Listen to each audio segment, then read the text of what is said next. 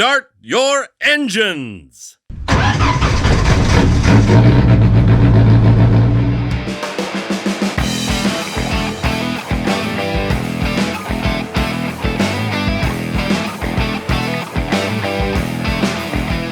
I started by going to NASCAR races when I was real little, and I always thought, you know, how do I get into it?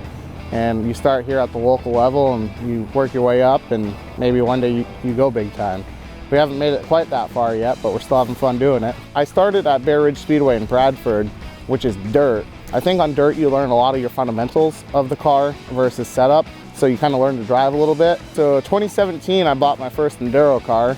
I think we did 7 or 8 races that year. Went through 3 or 4 cars, and then 2018 was my first full-time year. We bought a car, went through the year, had a couple okay finishes, nothing great. And then 2019 was when Bokan came on board, and we purchased a different car. Right out of the gate, we were fast. The second race with that car, we got a 2nd place finish, and we went on to win 3 races that year and had a 3rd place finish in points. Last year, we made the jump to asphalt over at Riverside Speedway in Groveton, and I kind of like the change of pace, and so now we're going to go to Thunder Road full-time for this coming year. You know, Thunder Road has this really great ladder system where you start at the bottom, you work your way to your top. You learn your fundamentals as you go up through. You know, last July I sat next to Phil Scott in the driver's meeting down at Thunder Road. You don't get to do that a whole lot, you know, race with your governor. So that's our next step.